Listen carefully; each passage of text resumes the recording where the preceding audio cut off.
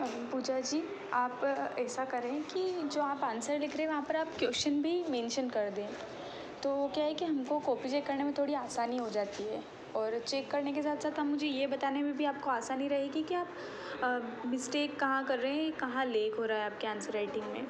ठीक है, तो जो पहला आंसर लिखा आपने ये तो बढ़िया लिखा है। 3 पूछे थे, नंबर दे देते हैं। 3 जिले पूछे थे, आपने तीनों लिख दिए। इसमें अगर आपके पास टाइम बचता है तो आप मैप बनाएं, यहाँ पर एमपी का मैप बनाएं और दिखाएं एमपी में कि ये वाला क्षेत्र जो है मृदा अपरदित क्षेत्र है। फिर ये भी तीनों नदियाँ भी आपने बढ़िया लिखी। इसमें भी अगर आप टाइम हो आपके पास और आप कर सकते हैं तो इसको भी मैप में दिखाएं कि ये नदी यहाँ पर है।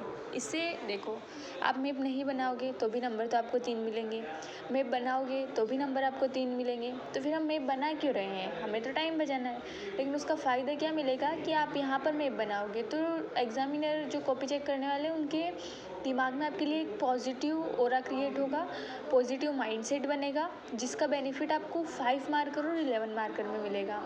वहाँ पर अगर मान लो आपको 3 नंबर मिल रहे हैं तो वहाँ पर आपको 3.5 नंबर मिलने लग जाएंगे अगर यहाँ पर आप मैप बनाते हो तो ये थोड़ा सा एक साइकोलॉजिकल चीज़ है। बस इसलिए इसलिए मैं कह रही हूँ, अगर आपके पास टाइम रहता है इतना तो आप मैप ज़रूर बनाएं। फिर ये जो लिखा कृषि प्रदेश, इसमें 3 कृषि प्रदेश के नाम पूछे थे तो आपने 5-6 लिख दिए हैं। तो सिर्फ 3 लिखें तो ज़्यादा अच्छा है ना। सिर्फ 3 कृषि प्रदेश लिखें और उसमें आप ये करें कि ये बता दिया आपने कृषि प्रदेश 11, फिर 1, 2 और 3 कृषि प्रदेश के नाम लिख के और मैप में दिखा दे कि ये उन तीनों को। तो वहाँ पर फिर आपको 3 नंबर मिलने के पूरे चांस हो जाएंगे। और ये मृदा संरक्षण, इसकी डेफिनेशन आपने सही लिखी है, पर सिर्फ इतना लिखने से काम नहीं चलेगा। आप थोड़ा सा अगर सिर्फ डेफिनेशन लिख रहे हैं तो डेफिनेशन को थोड़ा सा और इन्हेंस करके लिखें। और आप उदाहरण भी दें यहाँ पर कि, या फिर विधि बताए कि मृदा संरक्षण की विधियाँ, फिर 1-2 एग्जाम्पल दे दे उस विधि का, है ना। तो इस तरह से, या फिर विधि नहीं बता सकते तो आप कोई योजना लिखें कि भारत सरकार या मध्य प्रदेश सरकार द्वारा मृदा संरक्षण हेतु ये योजना चलाई गई है। तो कोई भी एक योजना या एक विधि ज़रूर मेंशन करें तो आंसर उससे बहुत ज़्यादा अच्छा हो जाएगा। फिर यहाँ पर आपने रीवा पन्ना का पठार लिखा है तो इसमें आपको थोड़ा सा फॉर्मेट पे ध्यान देना होगा। आप क्या करें, 3 पॉइंट है। तो पहला पॉइंट लिखें निर्माण किससे हुआ, विंध्याचल समूह से।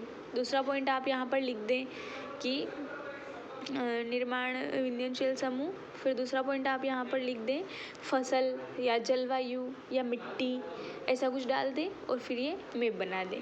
तो यहाँ पर नंबर वैसे कम दे दिया थोड़ा, आपको यहाँ 1.5 नंबर तो मिलना चाहिए, है ना। इस तरह आप फॉर्मेट बनाएं। सतपुड़ा श्रेणी है, इसमें भी क्या थोड़ा सा आप परिवर्तन कर सकते हैं, वैसे जो लिखा वो बढ़िया है। मैप भी बन जाता तो ज़्यादा अच्छा रहता। फिर विंध्य कगार है, ये बढ़िया लिखा है इसमें आपने थोड़ा सा कि विंध्य कगार में आपने क्या लिख दिया, रीवा पन्ना का पठार कृषि प्रदेश। ये नहीं डालना था आपको, ये गलत हो गया। आप ये बताइए कि विंध्य कगार है क्या, पहले आप ये बताइए विंध्य कगार है क्या, फिर मैप बना के और वहाँ पर शो करें कि यहाँ तक विंध्य कगार का विस्तार है, और उसके बाद ये लिखें, है ना। उसके अलावा निमाड़ प्रदेश मध्य प्रदेश के 11 कृषि प्रदेशों में से एक है। अब देखो यहाँ पर आपने क्वेश्चन नहीं लिखा तो मैं समझ नहीं पा रही हूँ कि क्वेश्चन क्या था। क्वेश्चन देखने दो एक बार मुझे। अच्छा, सिर्फ निमाड़ प्रदेश के बारे में पूछा है तो आप यहाँ पर ऐसा लिखें, जिसके पहला पॉइंट लिख दिया 11 कृषि प्रदेशों में से एक। दूसरा पॉइंट आप लिखें यहाँ पर कि किस लिए ये फेमस है, तो जैसे कि मूंगफली, और फसल लिख दें यहाँ की प्रमुख फसलें, कि जैसे कि वो सुनहरा कपास के लिए फेमस है तो कपास, मूंगफली, इस 2-3 फसलें लिख दें यहाँ पर। यहाँ की जलवायु लिख दें, है ना। तो 1-2 तथ्य और यहाँ पर आप डालें, या फिर निर्माण लिख दें, निर्माण कैसे हुआ निमाड़ प्रदेश का।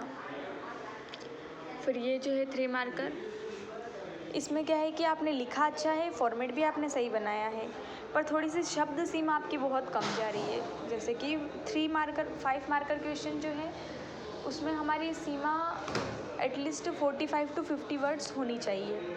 बट आपकी सीमा, शब्द सीमा जो है शायद 20 शब्द भी पूरी नहीं हो रही होगी अगर आप गिनेंगे इस आंसर में। तो शब्द सीमा का थोड़ा सा आपको ध्यान रखना पड़ेगा, मतलब शब्द बहुत कम लग रहे हैं, शब्द को थोड़ा सा बढ़ाएं, बाकी तो नंबर अच्छे मिल जाएंगे। बाकी लिखा आंसर सही है, कंटेंट भी सही है। और ये जो पॉइंट आपने बहुत शॉर्ट कर दिया, जलवायु सम, ऐसा नहीं लिखना है, आपको लिखना है यहाँ पर सम जलवायु। बाकी ये आंसर ठीक है, इनमें शब्द सीमा ठीक है, इसमें थोड़ी शब्द सीमा की कमी है, यहाँ थोड़ा करना पड़ेगा। ये जो लिखा है मध्य प्रदेश में जलवायु, क्या क्वेश्चन, तो ये देखो मध्य प्रदेश की जलवायु पर लिखना था। कंटेंट आपने पूरा सही दिया है, पर लिखने का जो तरीका है ना वो सही नहीं है आपका, इसलिए यहाँ पर आपको कम नंबर मिले हैं। जैसे कि देखो आप यहाँ पर क्या कर सकते हैं,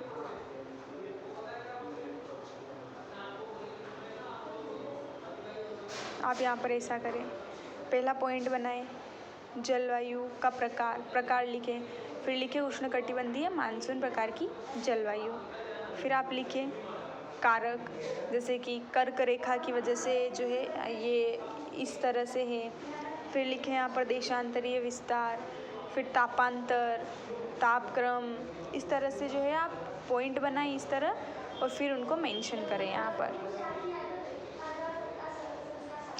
यहाँ पर भी बस वही है, शब्द सीमा थोड़ी सी कम है, बाकी तो लिखा सही है।